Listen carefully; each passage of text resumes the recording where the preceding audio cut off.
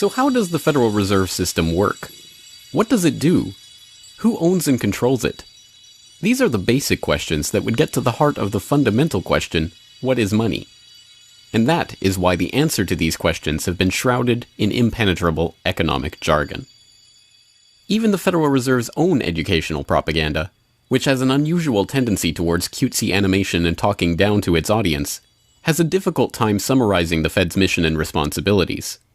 According to the Fed, to achieve these goals, the Fed, then and now, combines centralized national authority through the Board of Governors, remember that on the map, with a healthy dose of regional independence through the reserve banks.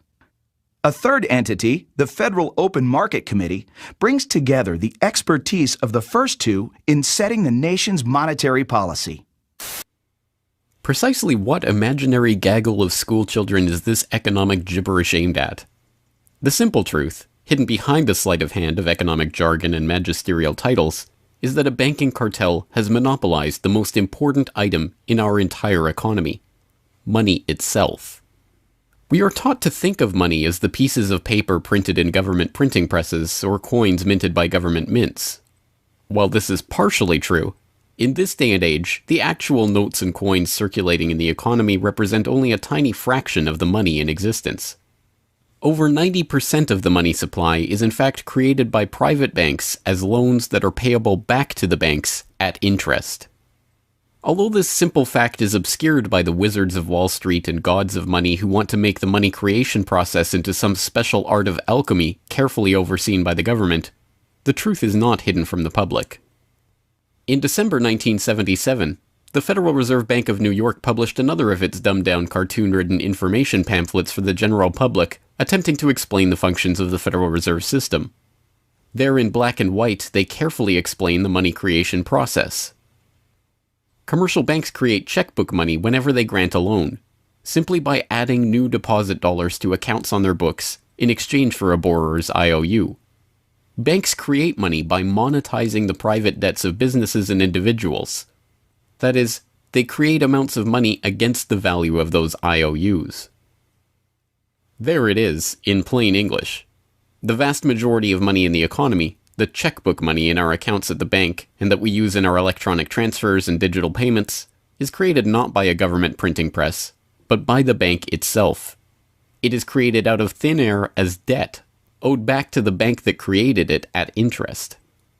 This means that bank loans are not money taken from other bank depositors, but new money simply conjured into existence and placed into your account. And the bank is able to create much more money than it has cash to back up those deposits. The Fed claims to be the entity overseeing and backing up the banking industry. It was established, according to its own propaganda, to stabilize the system and prevent bank runs like the Panic of 1907 from happening again. Throughout much of the 1800s, almost any organization that wanted could print its own money. As a result, many states, banks, and even one New York druggist did just that. In fact, at one time, there were over 30,000 different varieties of currency in circulation. Imagine the confusion. Not only were there multitudes of currencies, some were redeemable in gold and silver, others were backed by bonds issued by regional governments. It was not unusual for people to lose faith both in the value of their currency and in the entire financial system.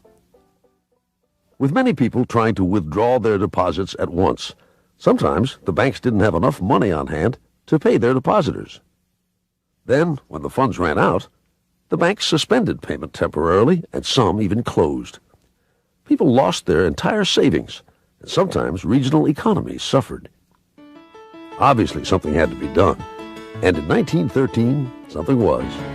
In that year, President Woodrow Wilson signed into effect the Federal Reserve Act. This act created the Federal Reserve System to provide a safer and more stable monetary and banking system.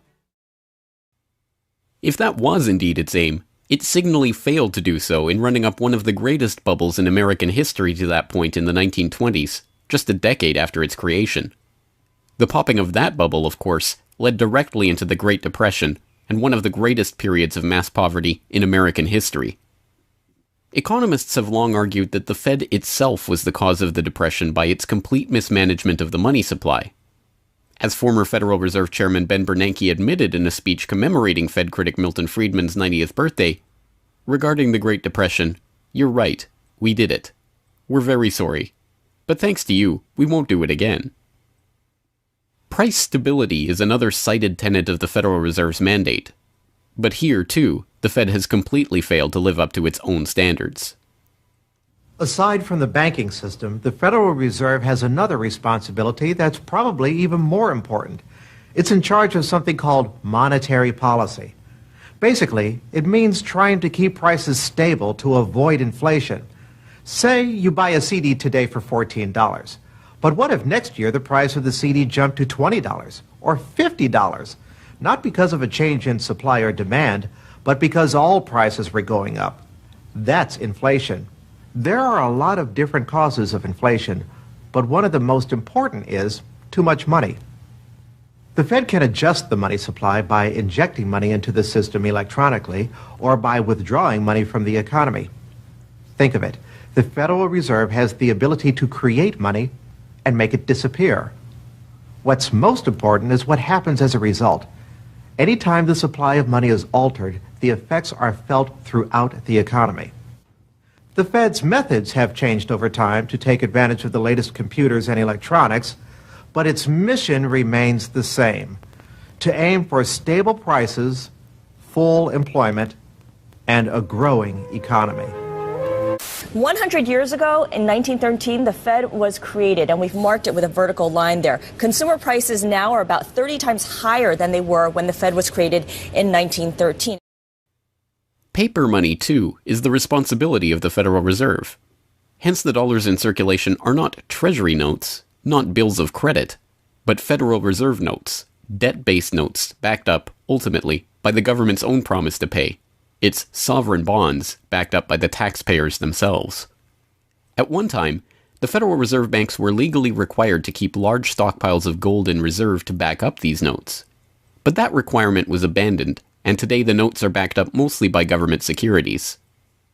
The Fed no longer keeps any actual gold on its books, but gold certificates issued by the Treasury and valued not at the spot price of $1,300 per troy ounce, but an arbitrarily fixed statutory price of $42 2/9 per ounce. But I do have one question. During the crisis or any time that you're aware of, has the Federal Reserve or Treasury participated in any gold swaps arrangements? The Federal Reserve does not own any gold at all. We have not owned gold since 1934. So we have not engaged in any gold swaps. But it appears on your balance sheet that you hold gold. What appears on our balance sheet is gold certificates. When we turned before 1934, the Federal Reserve did own gold. We turned that over by law to the Treasury and received in return for that gold certificates. If the Treasury entered into, because under the Exchange Stabilization Fund, I would assume they probably have the legal authority to do it. They wouldn't be able to do it then because you have the securities for essentially all the gold? No, we have no interest in the gold that is owned by the Treasury. We have simply an accounting document that is called gold certificates that represents the value at a statutory rate and still that we gave to the Treasury in 1930. And still measured at $42 an ounce, which makes no sense whatsoever. Clearly, there is a discrepancy between what we are led to believe is motivating the Fed and what it actually does. To understand what the Fed is actually intended to do, it's first important to understand that the Federal Reserve is not a bank per se, but a system. This system codifies, institutionalizes, oversees, and undergirds a form of banking called fractional reserve banking, in which banks are allowed to lend out more money than they actually have in their vaults. The whole process starts, the process of decay and corruption starts with something called fractional reserve banking. That's the technical name for it. And what that really means is that as the banking institution developed over several centuries, starting, of course, in Europe, it developed the practice of legalizing a certain dishonest accounting procedure. In other words, in the very, very beginning, if you want to go all the way back, people would bring their gold or silver to the banks for safekeeping. And they say, give us a paper receipt. And we don't want to guard our silver and our gold because, people could come in the middle of the night and they could kill us or tie us up and threaten us and they'll get our gold and silver. So we can't really guard it. We'll take it to the bank and have them guard it. And we just want a paper receipt so that we can take the receipt back and get our gold anytime we want. And so in the beginning, money was receipt money. They could then, instead of changing or exchanging the gold coins, they could exchange the receipts. And people would accept the receipts just as well as the gold, knowing they could get the gold. And so these paper receipts being circulated were, in essence, the very first examples of paper money. Well, the banks learned early on that game that here they were sitting on this pile of gold and all these paper receipts out there. People weren't bringing the receipts in anymore. Very few of them, maybe 5%, maybe 7% of the people would bring in their paper receipts and ask for the gold. So they said, why don't we just sort of give more receipts out than we have gold? They'll never know because we only are asked at the best 7% of it, so we can create more receipts for gold than we have, and we can collect interest on that because we'll loan that into the economy and we'll charge interest on this money that we don't really have. And it's a pretty good gimmick, don't you think? And well, yeah, of course. And so that's how fractional reserve banking started. And now it's institutionalized, and they teach it in school. No one ever questions the integrity of it or the ethics of it. They say, well, that's the way banking works. And isn't it wonderful that we now have this flexible currency and we have prosperity and all of this sort of thing? So it all starts with this concept of fractional reserve banking. And the trouble is with that is it works most of the time, but every once in a while, there are a few ripples that come along that are a little bit bigger than the other ripples, and maybe one of them is a wave, and more than 7% will come in and ask for their gold. Maybe 20% will come in, or 30%. And well, now the banks are embarrassed because the fraud is exposed. They say, well, we don't have your gold. What do you mean you don't have my gold? I gave it to you and put it on deposit, and you said you'd safeguard it. Well, we don't have it. We loaned it out. So then the word gets out, and everybody and their uncle comes and lines up for their gold. And of course, they don't have it, and the banks are closed. They have bank holidays, and the banks are embarrassed. They go out of business. People lose their savings, and you have these terrible banking crashes that were ricocheting all around the world prior to this time. And that's what caused the concern. One of the things that caused the concern of the American people, they didn't want that anymore. They wanted to put a stop to that. And that was the whole purpose, supposedly, of the Federal Reserve System, was to put a stop to that. But since the people who designed the plan to put a stop to it were the very ones who were doing it in the first place, you can not be surprised that their solution was not a very good one insofar as the American people were concerned. Their solution was to expand it. Not to control it, but to expand it. See, prior to that time, this little game of fractional reserve banking was localized at the state level. Each state was doing its own little fractional reserve banking system. Each state, in essence, had its own Federal Reserve. Central banks were authorized by state law to do this sort of thing, and that was causing all this problem. And so the Federal Reserve came along and said, well, no, we're not going to do this at the state level anymore because look at all the problem it's causing. We're going to consolidate it all together, and we're going to do it at the national level. The key to this system, of course, is who controls this incredible power to regulate the economy by setting reserve requirements and targeting interest rates. The answer to this question, too, has been deliberately obscured. The Federal Reserve System is a deliberately confusing mishmash of public and private interests, reserve banks, boards and committees, centralized in Washington, and spread out across the United States. So you have the Federal Reserve Board in Washington, appointed by the president. That's the only part of this system that is directly dependent upon the government for input. That's the federal part that the government, the president specifically, gets to choose a few select governors. The 12 regional banks, the most influential of which is the Federal Reserve Bank of New York, essentially based in Wall Street to represent Wall Street, is representative of the major Wall Street banks who own shares in the private, not federal, but private Federal Reserve Bank of New York. All the other regional banks are also private banks. They vary according to how much influence they wield, but the Kansas City Fed is influential, the St. Louis Fed, the Dallas Fed. But the New York Fed is really the center of this system. And precisely because it represents the Wall Street banks who appoint the leadership of the New York Fed. So the New York Fed has a lot of public power, but no public accountability. It has no oversight.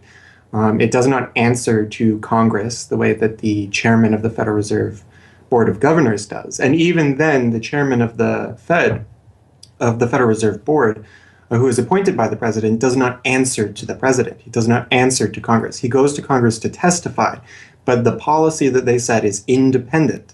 So they have no input from the government. The government can't tell them what to do, legally speaking. And of course, they don't. Do you think it would cause problems for the Fed or for the economy if that legislation was to pass? My concern about the legislation is that if the GAO is auditing not only the operational aspects of our programs and the details of the programs, but is making judgments about our policy decisions, that would effectively be a takeover of monetary policy by the Congress, a repudiation of the independence of the Federal Reserve, which would be highly destructive to the stability of the financial system, the dollar, and our national economic situation. The Federal Open Market Committee is responsible for setting interest rates. Now, this committee, which is enormously powerful, has as its membership the governor and vice chair of the Federal Reserve Board. But the Federal Open Market Committee, most of the membership is the presidents of the regional Federal Reserve banks representing private interests.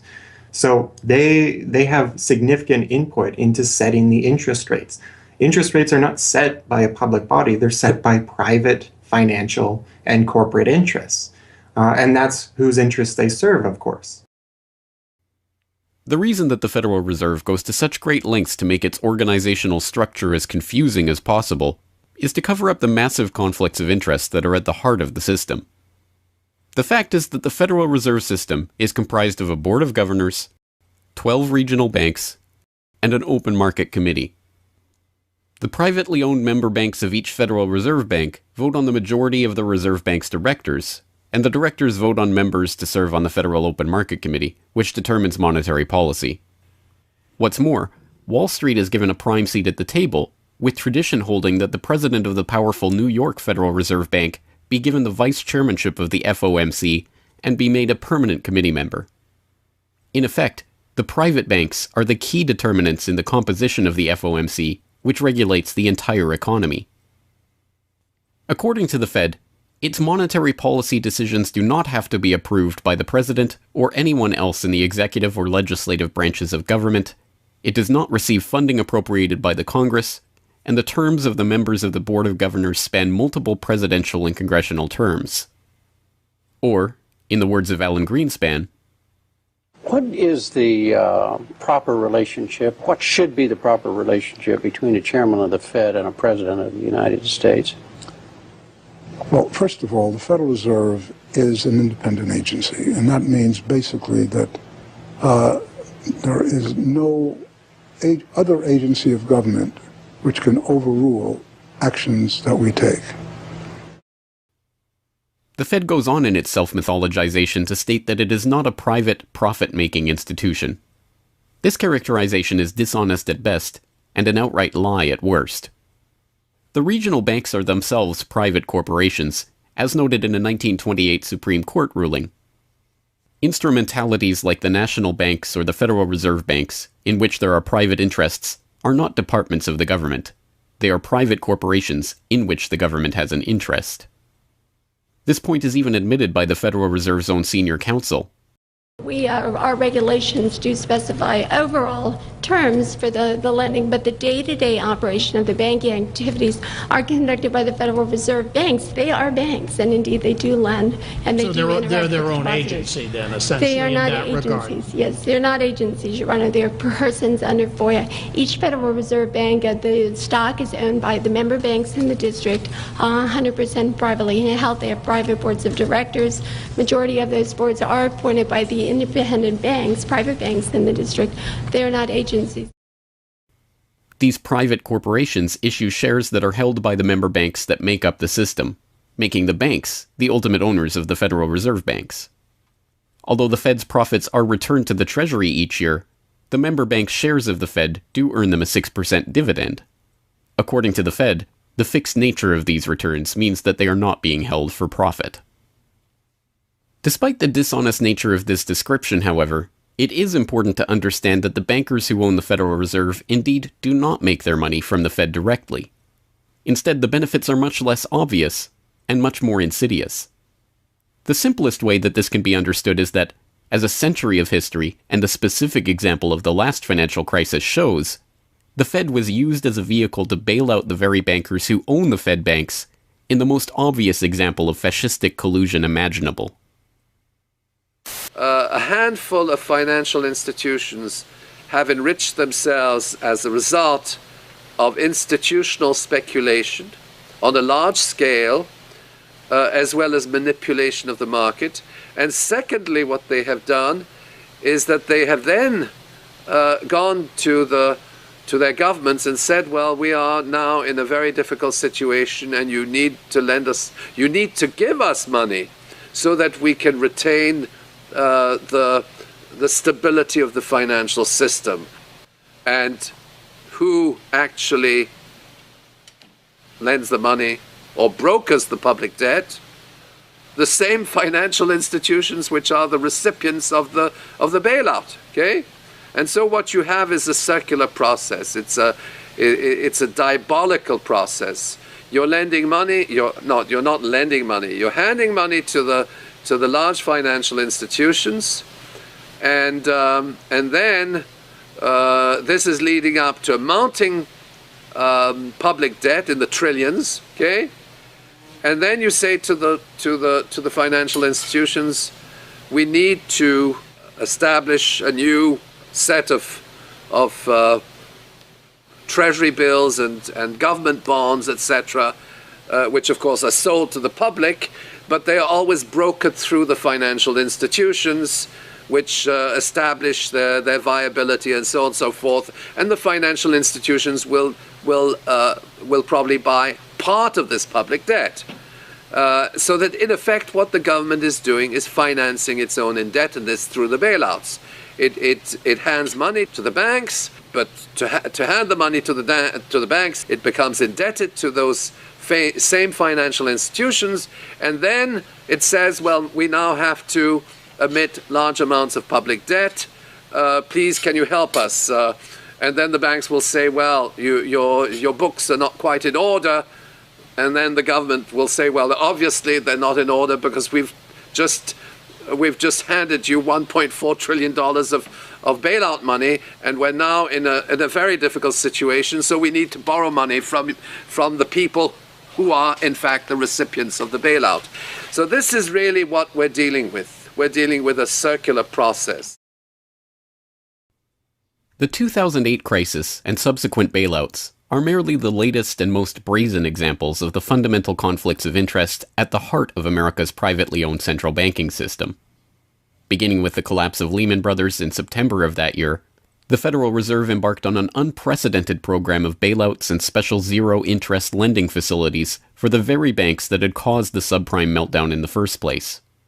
By the cartelization of the Federal Reserve structure, and thus not by accident, it was the very bank presidents who had overseen their banks' lending practices that ended up in the director positions of the Federal Reserve banks that voted on where to direct the trillions of dollars in bailout money. And unsurprisingly, they directed it toward their own banks. A stunning 2011 Government Accountability Office report examined $16 trillion of bailout facilities extended by the Fed in the wake of the crisis and exposed numerous examples of blatant conflicts of interest.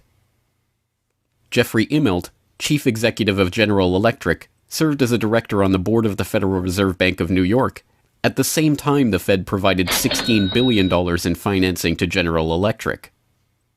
JP Morgan Chase chief executive Jamie Dimon, meanwhile, was also a member of the board of the New York Fed during the period that saw $391 billion in Fed emergency lending directed to his own bank.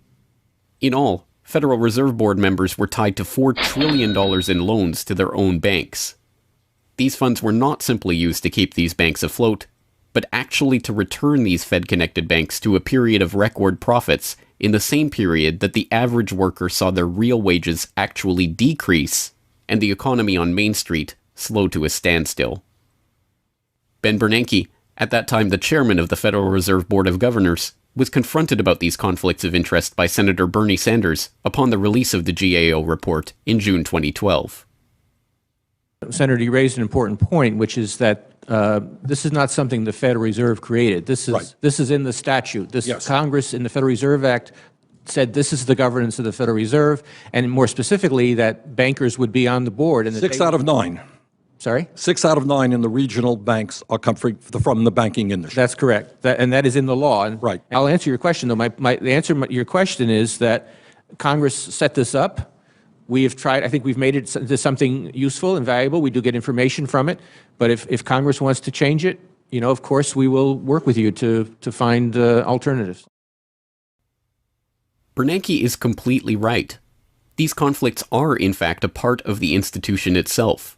A structural feature of the Federal Reserve that was baked into the Federal Reserve Act itself over 100 years ago by the bankers who conspired to cartelize the nation's money supply.